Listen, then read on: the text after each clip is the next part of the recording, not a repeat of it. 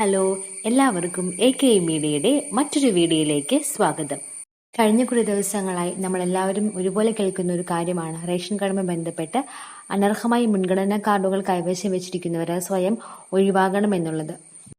അതിനെക്കുറിച്ചിട്ടുള്ള ഒരു ലേറ്റസ്റ്റ് ഇൻഫർമേഷനാണ് ഞാൻ നിങ്ങളുമായിട്ട് ഷെയർ ചെയ്യുന്നത്. അപ്പോൾ എല്ലാവരും വീഡിയോ കാണുക, ഇഷ്ടപ്പെട്ടെങ്കിൽ ലൈക്ക് ചെയ്യുക, അതോടൊപ്പം തന്നെ ഷെയർ ചെയ്യുക. എൻ്റെ ചാനൽ നിങ്ങൾക്ക് ഇഷ്ടപ്പെട്ടെങ്കിൽ ഒന്ന് സബ്സ്ക്രൈബ് ചെയ്യുക.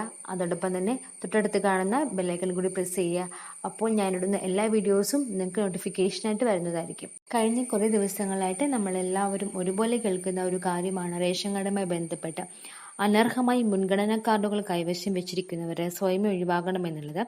ഇതിൻ്റെയൊക്കെ ഗുണം ലഭിക്കുന്നത് അർഹരായിട്ടുള്ള മുൻഗണനേതര വിഭാഗത്തിൽപ്പെട്ടവർക്കാണ്. അതായത് വെള്ളക്കാർഡുകാർ, കുറച്ച് നീലക്കാർഡുകാർ, ഇവർക്കൊക്കെയാണ് ആ ഗുണം ലഭിക്കുന്നത്.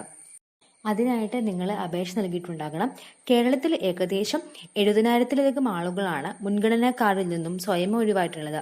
ഈ ഒഴിവിലേക്ക് അപേക്ഷ വെച്ചിരിക്കുന്ന വെള്ള റേഷൻ കാർഡിൽ നിന്നും പരിഗണിച്ചുകൊണ്ടാണ് അവരെ ഈ മുൻഗണനാ കാർഡിൽ ഉൾപ്പെടുത്തുന്നതാണ്. നമ്മുടെ സംസ്ഥാനത്ത് ഏകദേശം 92 ലക്ഷത്തോളം റേഷൻ കാർഡുകളാണുള്ളത്. അതിൽ 50 ലക്ഷം റേഷൻ കാർഡുകൾ വെള്ള നീല കാർഡുകളാണ്, അതായത് മുൻഗണനേതര കാർഡുകൾ. അതിൽ നീല കാർഡിന് സ്റ്റേറ്റ് സബ്സിഡിയോടുകൂടി 4 രൂപയ്ക്ക് ഒരു വ്യക്തിക്ക് 2 കിലോ അരി നൽകുന്നുണ്ട്. അങ്ങനെ ചെറിയ ആനുകൂല്യം ലഭിക്കുന്ന കാർഡാണ് നീല റേഷൻ കാർഡ്. നമ്മൾ പുതിയ റേഷൻ കാർഡിന് നമ്മൾ അപ്ലൈ ചെയ്യുമ്പോൾ നമുക്ക് ലഭിക്കുന്നത് വെള്ള കാർഡായിരിക്കും. നമ്മുടെ സാമ്പത്തിക സ്ഥിതി എത്ര മോശമാണെങ്കിലും നമുക്ക് ലഭിക്കുന്നത് മുൻഗണനേതര റേഷൻ കാർഡായ വെള്ള റേഷൻ കാർഡാണ് ലഭിക്കുക. ഇവർക്ക് പെട്ടെന്നൊന്നും പിങ്ക് കാർഡിലേക്ക് മാറാൻ സാധിക്കുകയില്ല. ഓരോ സംസ്ഥാനത്തിനും നിശ്ചിത അളവിൽ മാത്രമാണ് മുൻഗണന റേഷൻ കാർഡുകൾ ഉള്ളത്.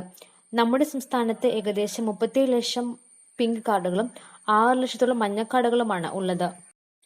ഈ റേഷൻ കാർഡിൽ ഒഴിവുകൾ വന്നാൽ മാത്രമേ വെള്ള അല്ലെങ്കിൽ നീല റേഷൻ കാർഡിൽ നിന്നും ഈ ഒരു മുൻഗണനാ വിഭാഗത്തിലേക്കുള്ള അവസരം ഉണ്ടാകുകയുള്ളൂ.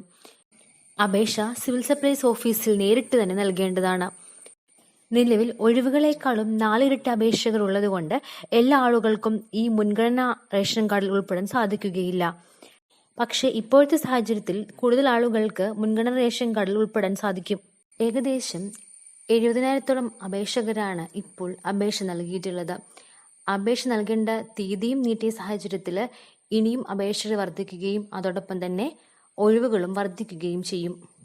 അപേക്ഷിച്ചിട്ടുള്ള അർഹരായ ആളുകൾക്ക് ഈ പട്ടികയിലും ഉൾപ്പെടാൻ സാധിക്കും. അപേക്ഷയോടൊപ്പം റേഷൻ കാർഡിന്റെ കോപ്പിയാണ് വെക്കേണ്ടത്.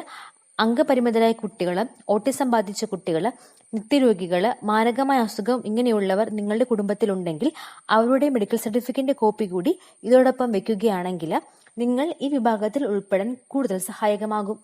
സർക്കാരിന്റെ ആശ്രയ പദ്ധതിയിൽ ഉൾപ്പെട്ടവർ, വിധവകൾ, ഇവർക്കൊക്കെ കൂടുതൽ പരിഗണന ലഭിക്കുന്നതാണ്. ആരൊക്കെയാണ് റേഷൻ കാർഡ് മാറ്റേണ്ടവർ എന്നുള്ള ഒരു ക്രൈറ്റീരിയ അടങ്ങിയിട്ടുള്ള ഒരു വീഡിയോ ഞാൻ നേരത്തെ ചെയ്തിട്ടുണ്ട്. അപ്പോൾ എല്ലാവരും അതും കൂടി ഒന്ന് നോക്കുക. അപ്പോൾ എല്ലാവർക്കും വീഡിയോ ഇഷ്ടമായെന്ന് വിശ്വസിക്കുന്നു. നമുക്ക് മറ്റൊരു വീഡിയോയിലൂടെ വീണ്ടും കാണാം.